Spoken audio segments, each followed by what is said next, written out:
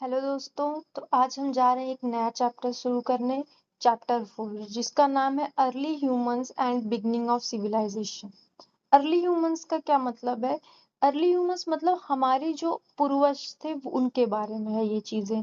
ठीक, उनके बारे में ये पूरा जो चैप्टर उन्हीं के ऊपर बेस है कि अर्ली ह्यूमंस थे कैसे, मतलब मानव क्या कैसा था, कैसा दिखता था।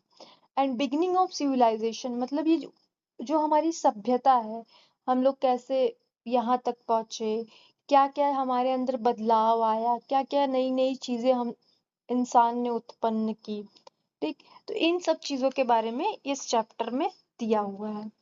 तो अब देखते हैं कि सबसे बड़ा सवाल क्या है कि इस चैप्टर से हम क्या सीखेंगे। ठीक, चैप्टर के अगर हम ये चैप्टर अगर फिनिश कर लेते तो हम क्या चीज नया इस ज्ञान प्राप्त होगा, क्या हम नई बातें जानेंगे। तो पहले, how did human live in earth before the beginning of civilisation. मतलब जब ये सभ्यता हमारी शुरू हुई, मतलब हम लोग जो एक जैसे हम लोग जानते हैं इंडस वैली सिविलाइजेशन के बारे में, यह एक सभ्यता थी। तो कैसे ये धरती पे ये सभ्यता की शुरुआत हुई, इसके बारे में जानेंगे। इंसान कैसे बोलते थे, लिखना कैसे उन्होंने सीखा, और हमारे जो ईंट पत्थर हैं, जो पहाड़ है, चट्टान है, उनके बारे में हम जानेंगे कि वो कैसे थे उस समय पे। और उस समय पे कैसे जो ये अलग अलग सभ्यताएं थी, ठीक, जो ह्यूमंस थे वो एक दूसरे से कैसे इंटरेक्ट करते थे, मतलब कैसे बातचीत करते थे, इन सब चीजों के बारे में हम इस चैप्टर में जानेंगे। तो हम लोगों ने आप लोगों ने क्लास 8th में भी कुछ न कुछ इसके बारे में पढ़ा होगा, ह्यूमन सिविलाइजेशन के बारे में। तो हम लोग अब उसके आगे स्टार्ट करते हैं कि क्या दिया गया है इस चैप्टर में। The period before the development of writing is understood mainly through archaeological evidence as a written language emerged at different time in different parts of the world. जब राइटिंग नहीं, मतलब हम लोग जब लिखना नहीं शुरू किए थे, तो हम लोग कैसे चीजें समझेंगे। तो जो आर्कियोलॉजिकल एविडेंसेस थे, आर्कियोलॉजिकल एविडेंसेस में क्या चीज आती है, जो पत्थरों पे लिखावट होती है, ठीक, जो बर्तन होते हैं, इन सब चीजों से हम कुछ न कुछ चीजों के बारे में पता लगाते हैं। ठीक,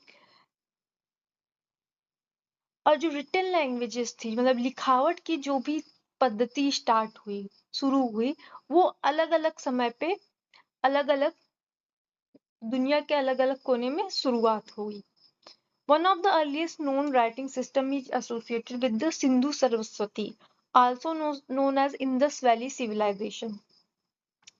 सबसे पुराना जो राइटिंग का सिस्टम है, मतलब लिखने का जो सिस्टम है, वो सबसे पहले कहाँ हमें मिलता है, किसके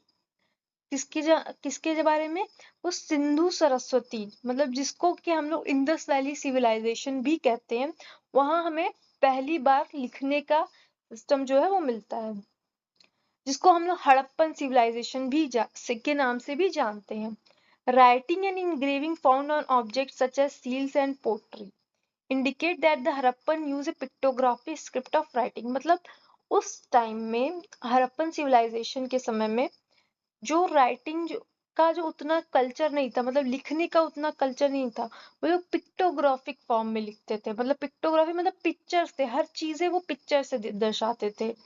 उन लोग में सील पाए जाते थे, पोट्री मतलब जैसे घड़ा हो गया, ये सब चीजों से हम लोग को उनके बारे में पता चलता है। लेकिन अभी भी बहुत हद तक उतना अंडर डिसिफर्ड का मतलब होता है, मतलब it has not yet been deciphered as a result, मतलब उतना अभी जो भी प्राप्त हुआ है, सोर्सेस जो भी मिले, उतना हम उनके बारे में नहीं अभी समझ पाए हैं। We still did not understand the Harappan script also referred to as Sindhu लिपि। ठीक, अभी इसमें जैसे कि बताया गया कि अभी हम लोग उतना चीजें, वो जो सील्स पाई गई, जो आर्कियोलॉजिकल फैक्ट थे, पत्थर थे, उतना हम लोग उसको अभी नहीं स्टडी कर पाए हैं। अब इसके आगे देखते हैं, जब हड़प्पन सिविलाइजेशन थी, उसी टाइम पे कहीं और दुनिया में और भी बहुत सारे सिविलाइजेशंस थी, इंडस वैली सिविलाइजेशन के टाइम पे। तो उसमें से एक सिविलाइजेशन के बारे में बताया गया है। एक क्यूनिफॉर्म स्क्रिप्ट हुआ करती थी, सुमेरियन, मतलब सुमेरियन, मेसोपोटामिया में सुमेरियन एक जगह है, वहां पे क्यूनिफॉर्म स्क्रिप्ट में लिखा जाता था। जैसे कि हमारी हिंदी है, तो हिंदी हम लोग कौन सी, हम लोग देवनागरी लिपि में लिखते हैं, ठीक। तो उसी तरीके से जो मेसोपोटामिया कंट्री था, उसमें सुमेरियन नाम की एक जगह शहर था, उसमें ये क्यूनिफॉर्म स्क्रिप्ट का लोग प्रयोग करते थे लिखावट के लिए, ठीक। एक फिर इजिप्ट में हीरोग्लाइफिक, जैसे यहाँ दिया गया है, हीरोग्लाइफिक दिख रहा है आप लोग को, हीरोग्लाइफिक का प्रयोग करते थे इजिप्ट में, ठीक। Both of which flourish around the same time, ये दोनों जो सभ्यताएं थी वो सेम हड़प्पन सिविलाइजेशन के ही समय पे पाई गई थी। Unlike the Harappan script, this script has been deciphered and marked the beginning of the historical period about 5000 years ago. इसी के साथ से 5000 साल पहले एक मतलब हम लोग एक हिस्ट्री के बारे में, मतलब जो हम जितनी भी सिविलाइजेशंस थी, जैसे हड़प्पा हो गई, इजिप्ट हो गई, इनके बारे में हमें पता चला। अब आगे देखते हैं। तो यहाँ आप लोग एक फिगर देख रहे होंगे कि हड़प्पन सिविलाइजेशन की जो एक स्क्रिप्ट, मतलब एक सील के बारे में दिया गया है, ठीक। आप लोग को इसके बारे में खुद से डिस्कस करना है कि हम लोग इस सील में ऐसा क्या बना है, वह चित्र जो हम लोग नहीं पढ़ पा रहे हैं। आप लोग को अपनी तरफ से अनुमान लगाना, एक दूसरे में बात करके कि ये बता क्या रहा है। अब आगे देखते हैं। From about 400 BC, a script known as Brahmi was used in parts of South India and in the Ganga Valley, North India. 400 BCE के अराउंड, मतलब 400 BCE के पास एक ब्राह्मी नाम की जो स्क्रिप्ट थी वो साउथ इंडिया में लोग प्रयोग में करते थे। जैसे आज के टाइम में मैंने पहले भी एग्जांपल बताया है कि देवनागरी स्क्रिप्ट हम लोग हिंदी में, हिंदी को लिखने के लिए हिंदी किस स्क्रिप्ट में लिखी जाती है, देवनागरी में।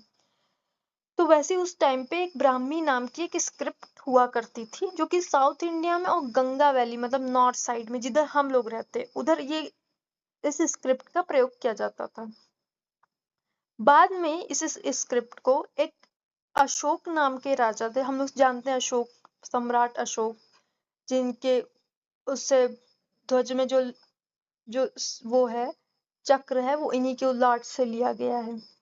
तो इन्होंने इसको, जो स्क्रिप्ट थी, ब्राह्मी स्क्रिप्ट थी, इन्होंने इसको पूरे भारत में इसको प्रयोग करने, फैलाया, मतलब इसका प्रयोग करने का शुरू किया। And contemporary iron age people all over southern India, मतलब साउदर्न इंडिया के सभी लोग ये स्क्रिप्ट का प्रयोग करते थे। और इस स्क्रिप्ट के बारे में हम लोग आगे भी जानेंगे। अब देखते हैं the invention of writing before and after. तो पहले राइटिंग कैसी कैसी हुआ करती थी, राइटिंग कैसे इन्वेंट हुई, और अब राइटिंग क्या है, मतलब लिखावट कैसे लिखते हैं हम लोग, उसके बारे में हम लोग जानेंगे। तो एक समय, मतलब समय का अवधि दिया है, जैसे आज से 5000 साल पहले, और उस 5000 साल से 3 मिलियन, मतलब 3 मिलियन साल पहले। जैसे फॉर एग्जाम्पल हम बात करते हैं, जैसे इसमें ऐसे कंपेयर किया गया है कि आज से 2020 तक फिर क्या चीजें थी, और 2020 के बाद क्या चीजें थी। तो उस दोनों समय को हम लोग कंपेयर किए, उस दोनों समय में जो लिखावट कैसी थी, कैसे लिखते थे, उन दोनों के बारे में इसमें कंपेयर किया गया है। तो ह्यूमन हिस्ट्री के बारे में जानते हैं, 5000 साल से पहले भी पहले क्या होती।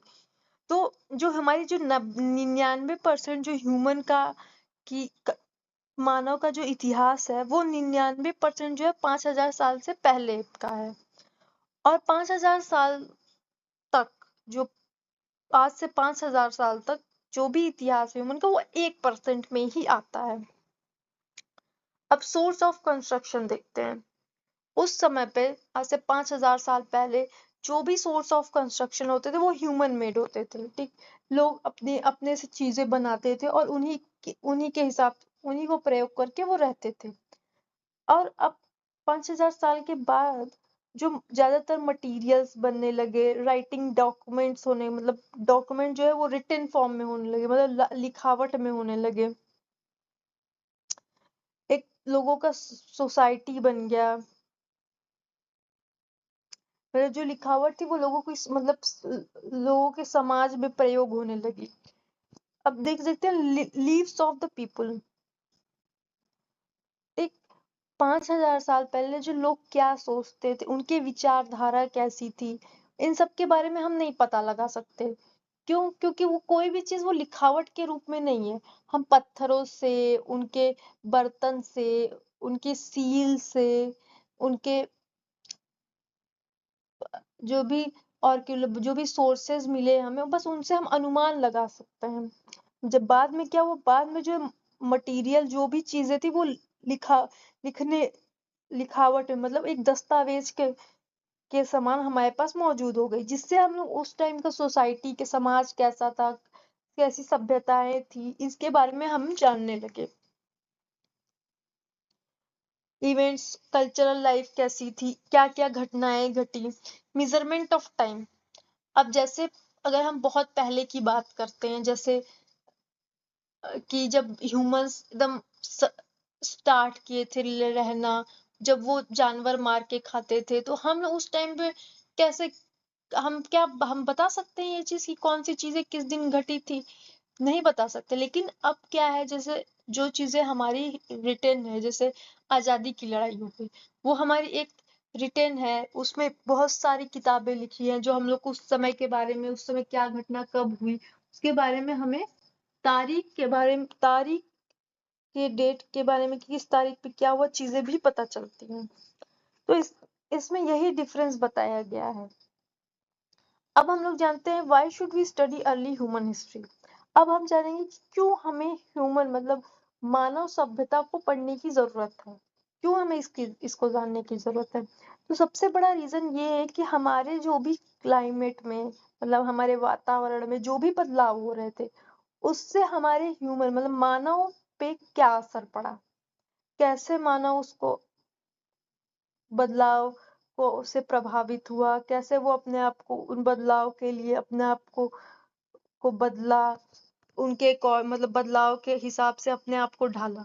जैसे अगर हम लोग एग्जाम्पल लेते हैं, आज से 10 साल पहले, 20 साल पहले की बात करें, तो हमारे चारों तरफ बहुत सारे पेड़ पौधे थे, ठीक, पेड़ पौधे पाए जाते थे, बीमारियां कम थी। लेकिन आज क्या हो गया है, पेड़ पौधे कट रहे हैं, गर्मी बढ़ रही है, जिसकी वजह से ह्यूमंस जो है बहुत ज्यादा बीमार पड़े।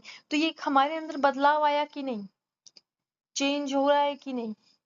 जैसे कि पहले हम लोग के पास एक छोटा कीपैड वाला फोन था, लेकिन समय के साथ जब समय की मांग बढ़ी तो हमारे पास आज के टाइम पे स्मार्टफोन है।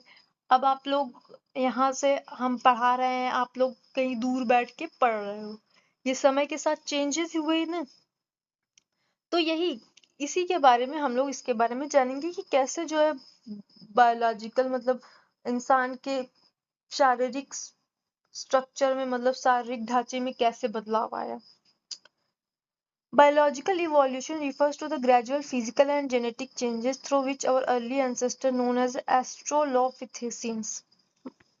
बायोलॉजिकल चेंज को मतलब शारीरिक बदलाव में क्या आता है, हमारी फिजिकल मतलब हमारी शारीरिक ढांचा कैसे बदलता है, हमारे जीन्स कैसे बदलते हैं, इन सब के बारे में आता है, जिसकी वजह से हम जो हमारे पूर्वज थे उनको हम लोग एस्ट्रोपैथिसाइंस के नाम से जानते हैं। एस्ट्रोपैथिसाइंस का मतलब एस्ट्रलिस मीन्स साउदर्न, मतलब दक्षिणी, और पिथिकस मतलब, जो पिथिकस का मतलब होता है उसका मतलब होता है प्राइमेट्स, ठीक। ये प्राइमेट्स का क्या मतलब होता है कि मानव बंदर, मतलब जो मानव,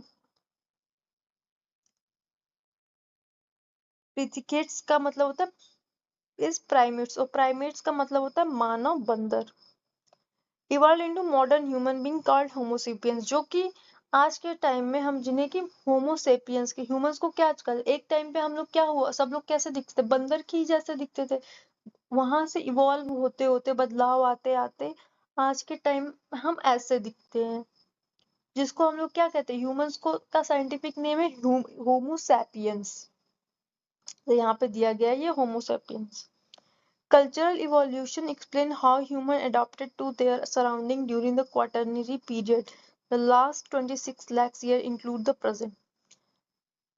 मतलब कल्चरल मतलब सभ्यताएं क्या बताती है कि हमारा जो मानव है कैसे बदलाव को अडॉप्ट किया, ठीक कैसे चीजों को बदलते बदलते हुए क्लाइमेट में वातावरण में वो चीजों को कैसे आज से 26 लाख साल पहले से आज वो कैसा चीजों को वो बदलाव को अपने अपने ऊपर ले रहा है, इसके बारे में अब आगे देखते हैं।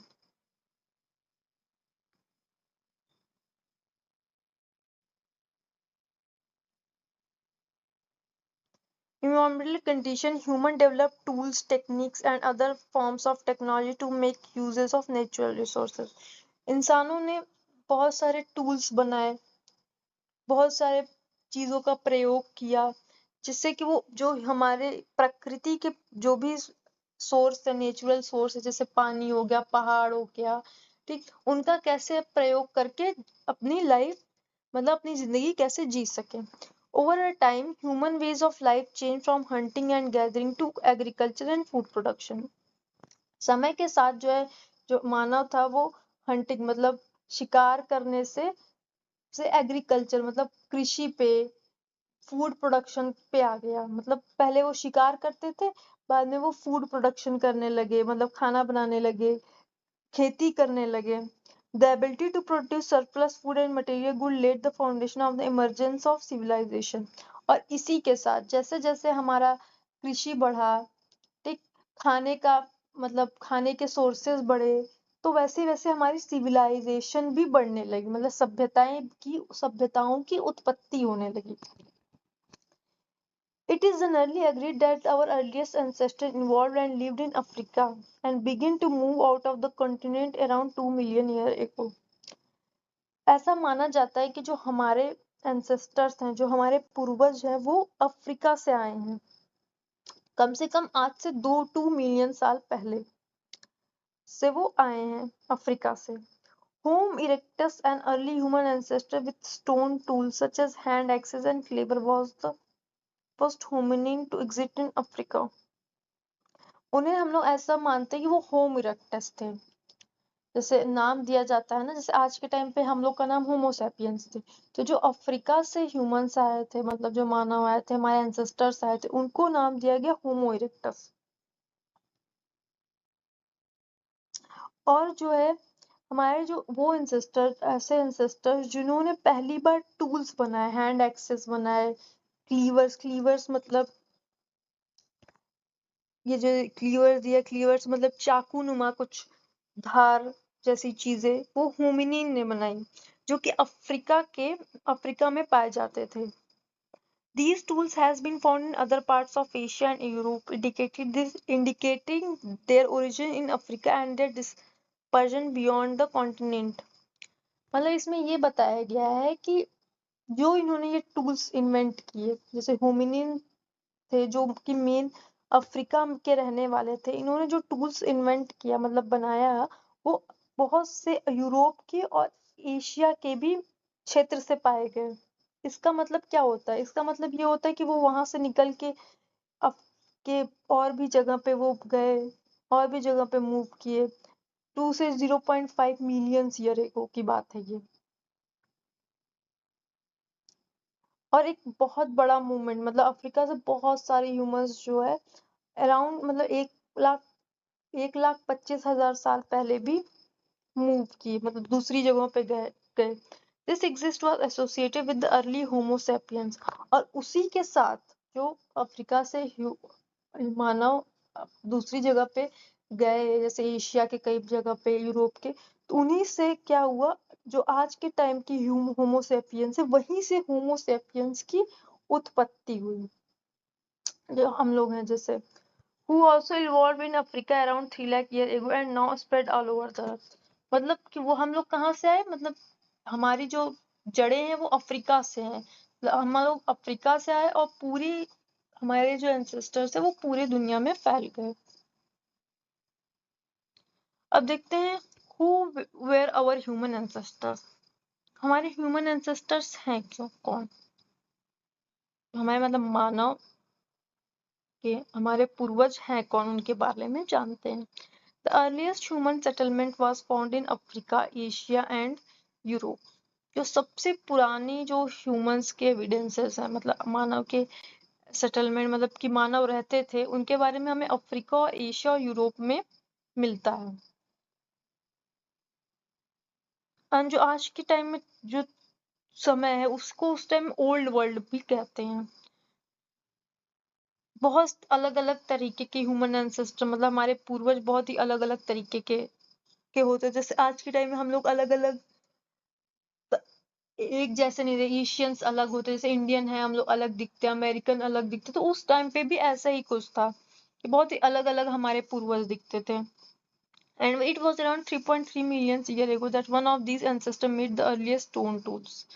और उसी समय हमारे ancestors ने, हमारे पूर्वज थे, उन्होंने स्टोन टूल्स बनाए, मतलब पत्थर के जो है वो टूल्स बनाने लगे जानवरों को मारने के लिए, कोई चीज को काटने के लिए।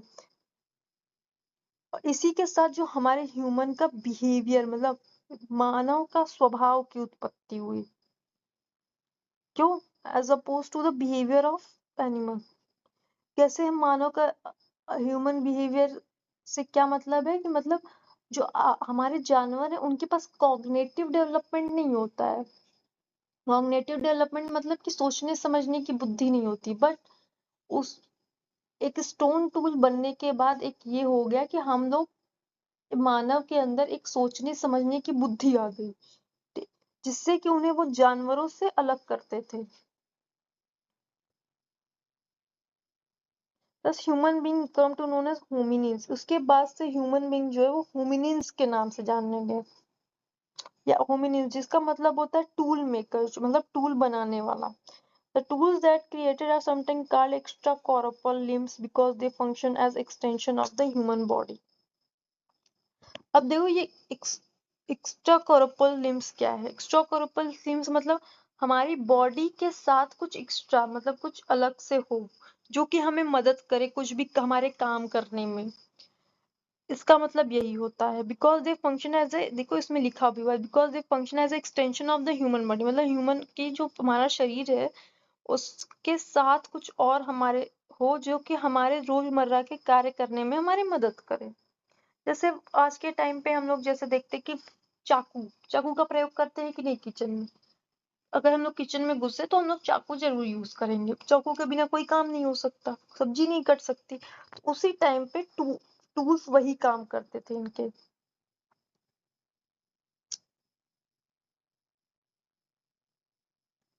Human made these tools, used them and discarded them when they are work out over time. This discarded tool मतलब वो लोग उस टूल्स को, जो भी टूल्स बनाते, जैसे कोई हथौड़ा हो गया, चाकू हो गया, पत्थर थे, जो भी टूल्स बनाते थे शिकार करने के लिए, अपनी रक्षा करने के लिए, उन्हें वो यूज करते थे। और जब वो खराब हो जाता था तो उसको वो डिस्कार्ड कर देते थे,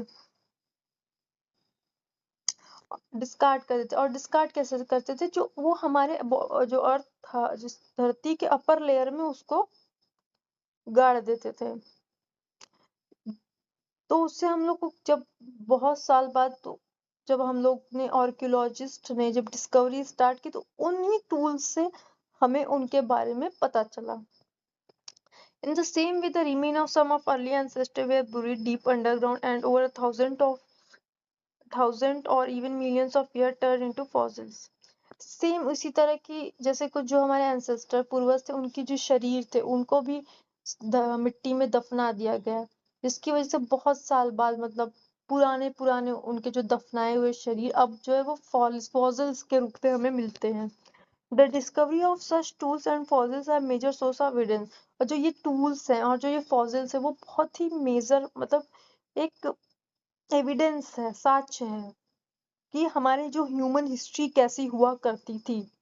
हमारे ह्यूमंस, मतलब जो हम लोग, हमारे पुराने समय के जो ह्यूमंस थे वो कैसे रहा करते थे, कैसे अपनी जिंदगी व्यतीत किया करते थे, इसके बारे में हमें ये सारे जो फॉसिल्स हैं, टूल्स हैं, इनके बारे में बताते हैं।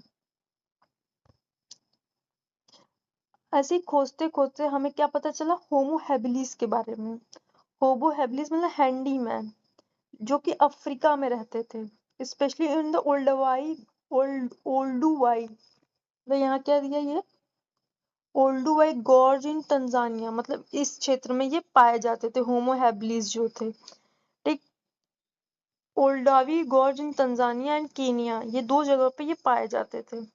As noted earlier these successor homo erectus, और जो ये क्या थे, होमो इरेक्टस के एंसेस्टर्स थे, मतलब सक्सेसर्स थे, सॉरी एंसेस्टर नहीं सक्सेसर। सक्सेसर मतलब जैसे आपके दादाजी हैं, ठीक, दादाजी के बाद आपके पापा है, पापा के बाद आप हो, ठीक, तो आप क्या हो, आप अपने दादाजी के सक्सेसर हो, मतलब उत्तराधिकारी।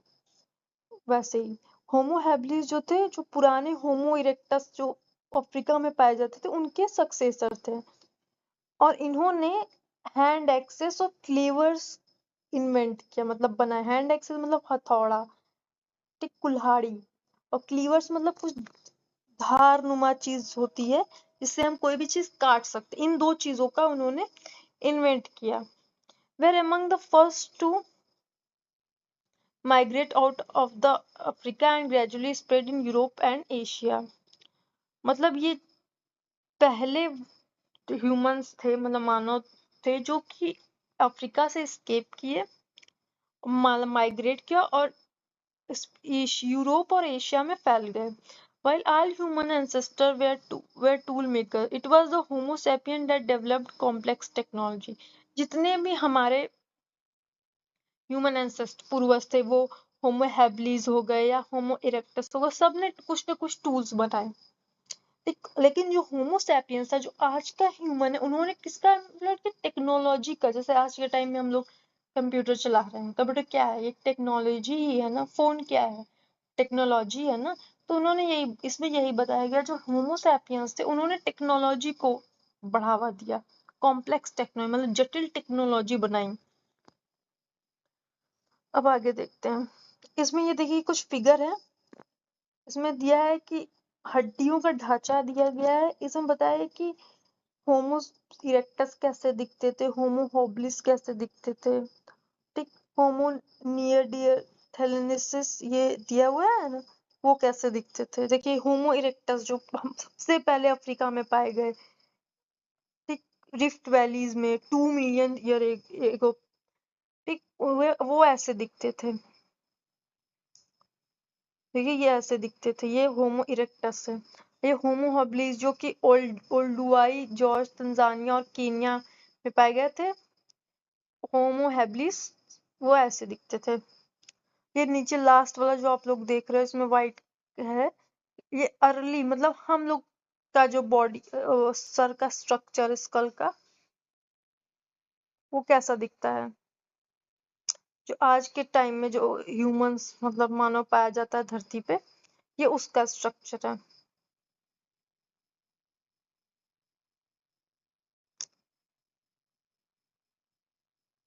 Early human history is divided into distinct periods based on technological progress such as development and uses of tools. The beginning of agriculture and changes in human lifestyle and settlement pattern. मतलब जो early human history है वो किसके basis पे divide की गई है, वो टूल्स के बेसिस पे। जैसे जैसे हमारे टूल्स और टेक्नोलॉजी बनती गई, ठीक, और जैसे जैसे एग्रीकल्चर मतलब कृषि का वो उत्पन्न हुआ, कृषि करना, उसके बेस पे हमारी जो पूरी हिस्ट्री है उसको अलग अलग ग्रुप में डिवाइड किया गया है। अब देखते हैं इसमें पैलोलिथिक, नियोलिथिक, ब्रॉन्ज, और नियोलिथिक में एज में जो है मेसोलिथिक, चाल्कोलिथिक, आयरन एज के बारे में डिफाइन किया गया है। तो अब इसके अब आज के लिए यहीं तक। अब नेक्स्ट जो है हम लोग जो डिफरेंट डिफरेंट जो एजेस है, old stone age, new stone age, इनके बारे में हम लोग नेक्स्ट वीडियो में देखेंगे।